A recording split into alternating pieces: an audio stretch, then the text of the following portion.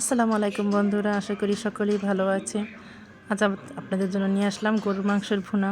খুব সহজে জলদি ঝটপট 15 মিনিটে গরুর মাংসটা রান্না হয়ে যাবে। এখানে পেঁয়াজ কুচিগুলো দিয়ে দিলাম কড়াইতে। এটাকে সুন্দর করে ভালোভাবে একটু ভাজবো।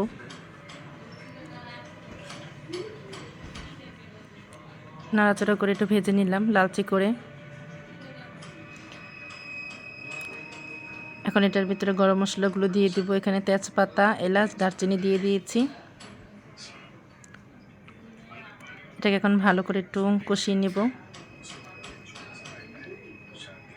এখন আদা বাটা, রসুন বাটা দিয়ে দিব। এটাকে ভালো করে কষাতে হবে। এটা আমার ভালো করে কষানো হয়ে গিয়েছিল। এখন এখানে হলুদ মরিচ দিয়ে দিব আর লবণটা দিয়ে দিব। যে যতটুকু ঝাল খাবেন সেই অনুসারে মরিচ দিবেন।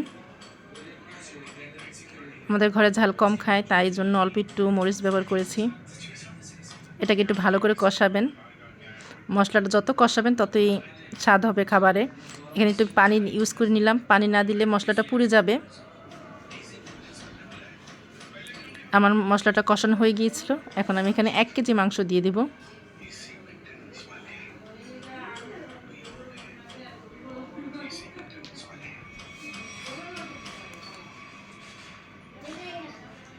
এটাকে ভালোভাবে নেড়ে চেড়ে মশলাটা ভালো করে লাগিয়ে এটাকে ঢেকে দেব। ঢেকে আমি একটু কষাই নিব।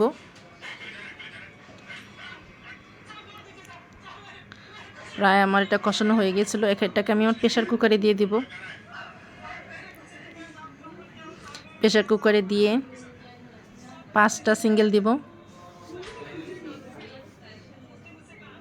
আমার 5টা সিঙ্গেল হয়ে গিয়েছিল। তারপর এটাকে আমি আবার কড়াইতে নামিয়ে দিয়েছিলাম। নেমে আলু দিয়ে দিয়েছিলাম। এখন একটু জিরার গুঁড়াটা দিয়ে এটাকে আমি নামিয়ে ফেললাম। প্রেশার কুকারে দিলে একটু তাড়াতাড়ি রান্নাটা হয়ে যায়।